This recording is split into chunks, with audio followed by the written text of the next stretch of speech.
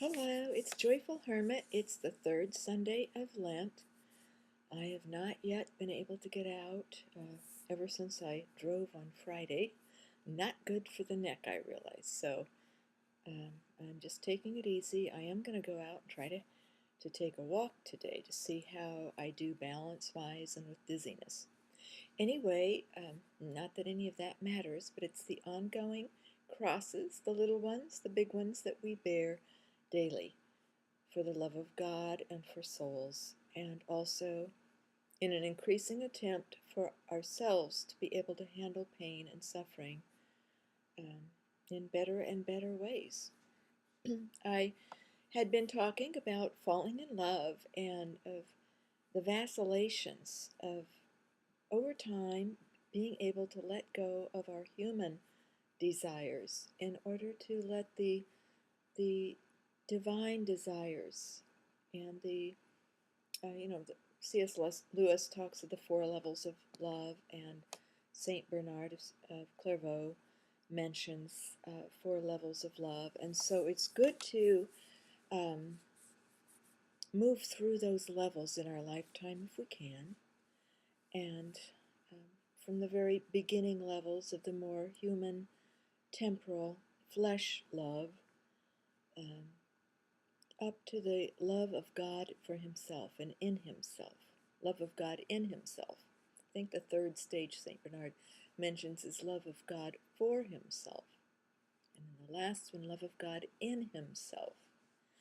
That all becomes love because we are united in God.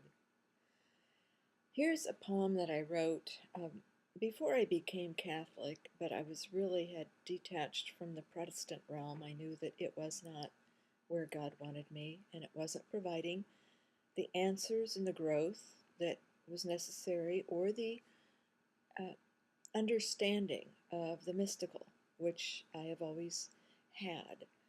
Um, so, in various ways, God was beckoning me increasingly into the Catholic Church, and already had been.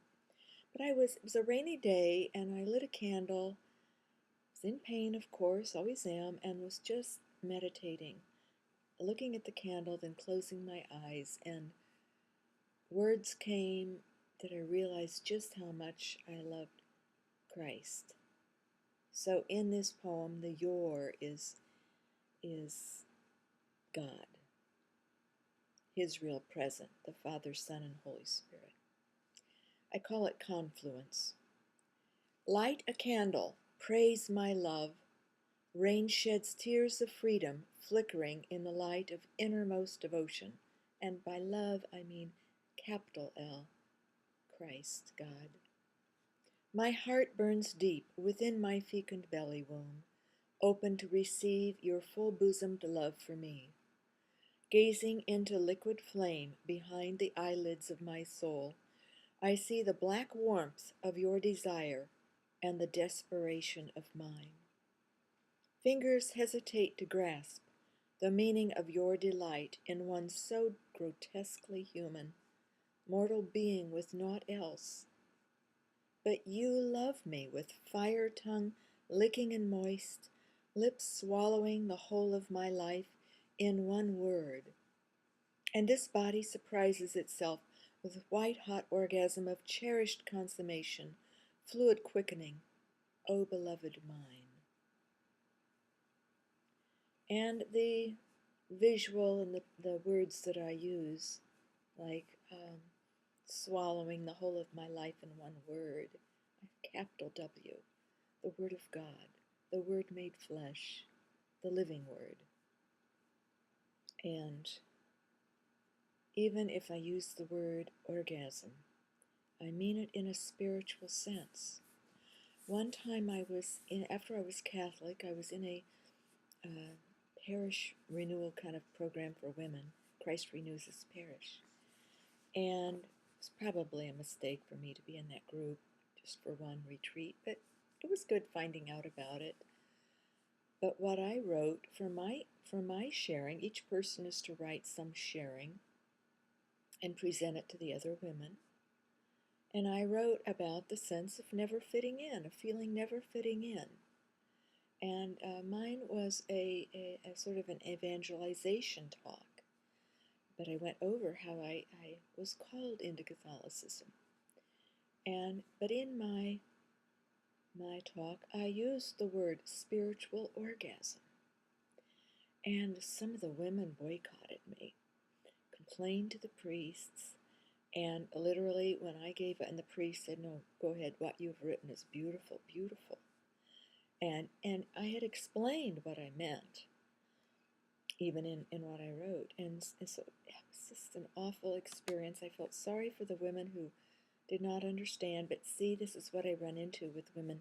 Some of them don't understand, or there's something about me they don't like, and so they use whatever means to sort of be catty or attack. And while I understand them, that type of woman most often does not understand me.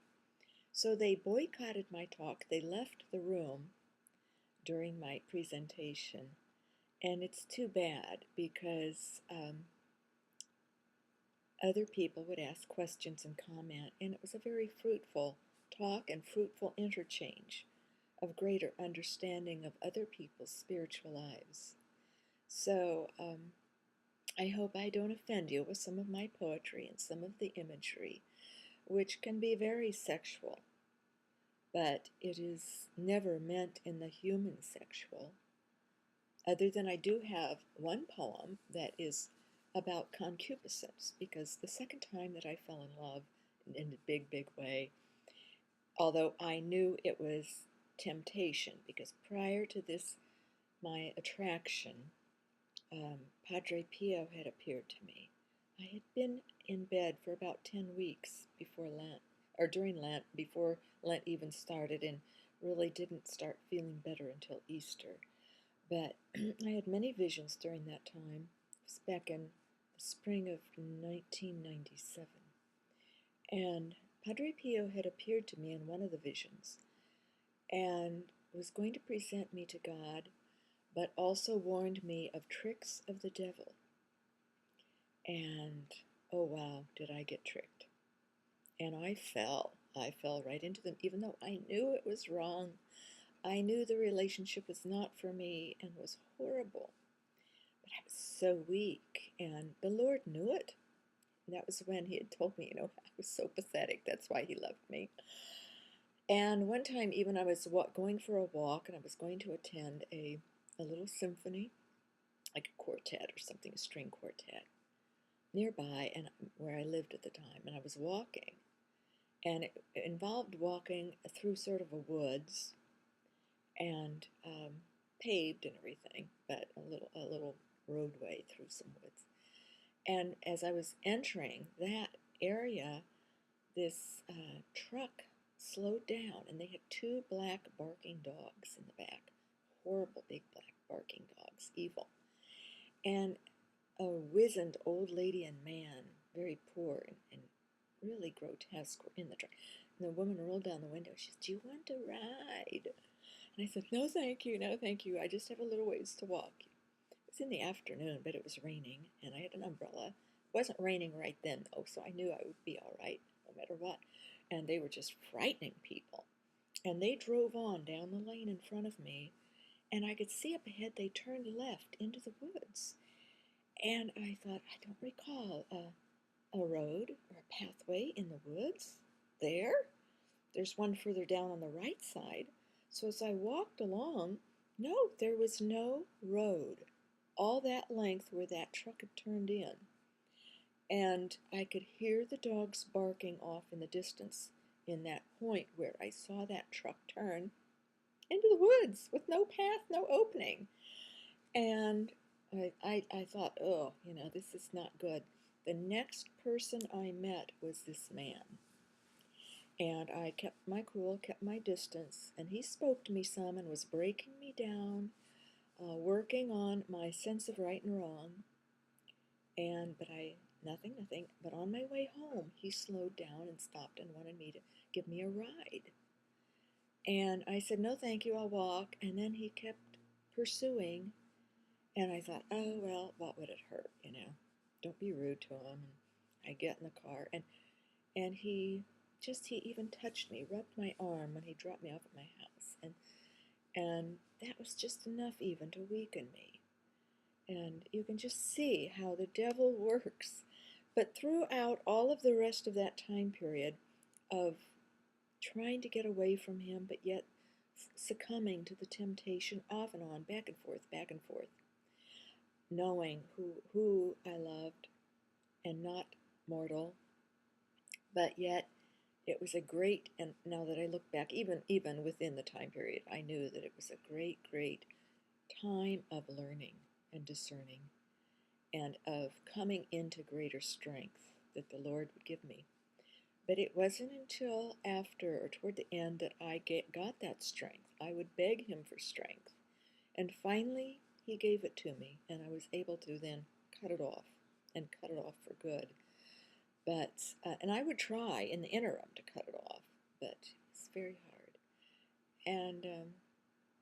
And you may ask, well, what's wrong with falling in love? But no, this was not right. This was not right. So trust me, it was bad. I would even go to confession to this old priest and told him, and it was quite a rugged time. And those are the kinds of experiences, though, that we cherish and that we need.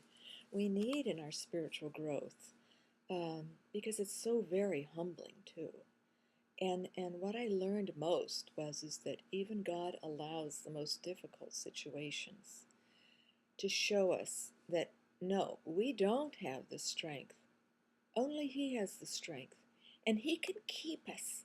He can keep us in the most desperate and heart-rending situations, even when we want out, but not release us until He's ready, until He knows that we have learned to the utmost the lesson.